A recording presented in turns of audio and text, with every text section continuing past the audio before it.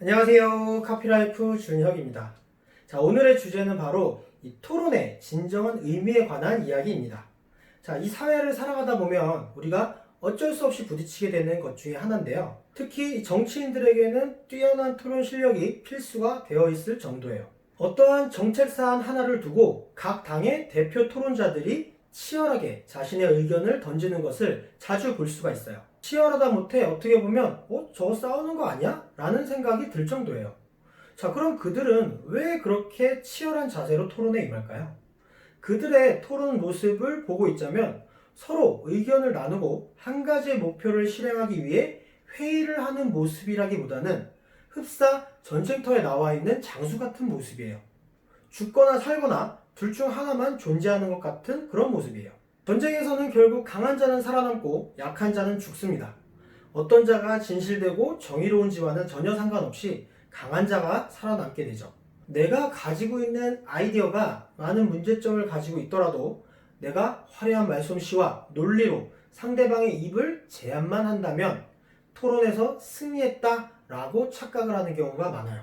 그리고 그 승리 자체에 환호하는 대중들도 있어요. 하지만 그 결과로 나온 그 입만 살아있는 사람들이 내놓은 결점투성이의 대안들이 지금 우리의 삶을 괴롭게 만들고 있는 어떤 요소일지도 모른다는 거예요. 토론에서는 반드시 상대방을 설득해야만 하고 이겨야 한다는 그 사고방식과 그 문화가 먼 길을 돌고 돌아서 지금의 결점투성이인 정책들을 생산하게 만든 것일 수도 있다는 얘기예요.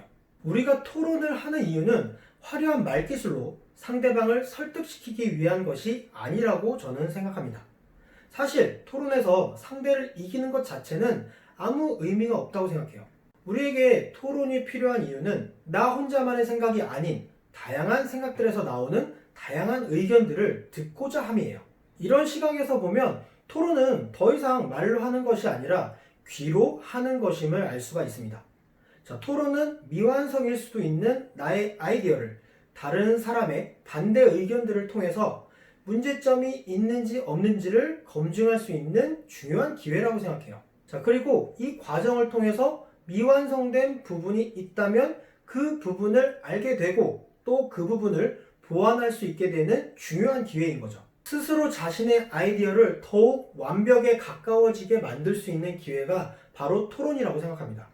만약에 자신의 아이디어가 미완성이고 치명적인 결함이 있다는 것을 알면서도 그 결함을 미처 알아채지 못한 상대방을 나의 화려한 말기술로 설득을 시켜서 그 토론에서 이겼다면 그 토론은 진짜 가치와 의미가 있는 토론일까요? 자, 이렇게 이기고자 하는 토론은 결국 자기 자신으로 하여금 한 발자국도 앞으로 나아가지 못하게 합니다. 오히려 앞서가려고 하는 사람을 내 옆에 주저앉히는 결과를 낳을 수도 있어요.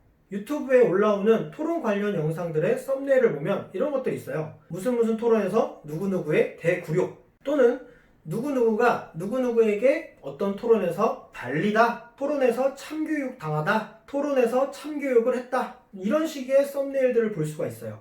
서로 토론의 상대방을 깎아내리기만 하고 있는 거죠. 전혀 발전이 없는 거예요. 자기가 그 사람 입장이어도 사지 않을 물건을 상대방을 설득해서 그 사람에게 팔아요. 자, 그리고는 그 물건을 산 사람을 호구라고 조롱한다면 성공적인 비즈니스라고 할 수가 있나요?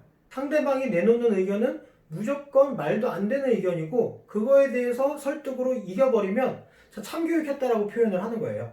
서로에게 전혀 발전이 없는 토론의 모습이죠. 차라리 그냥 토론에서 지고 그 토론에서 상대방이 쏟아놓은 의견들을 싹싹 주워 담아서 나의 미완성된 아이디어를 수리하기 위한 부속품으로 사용하는 것이 훨씬 더 가치 있는 토론이 아닐까요? 자, 그렇게 되면 토론에서는 비록 지는 사람이 될지라도 나의 아이디어는 점점 완성도가 높아지게 될 거라고 생각합니다.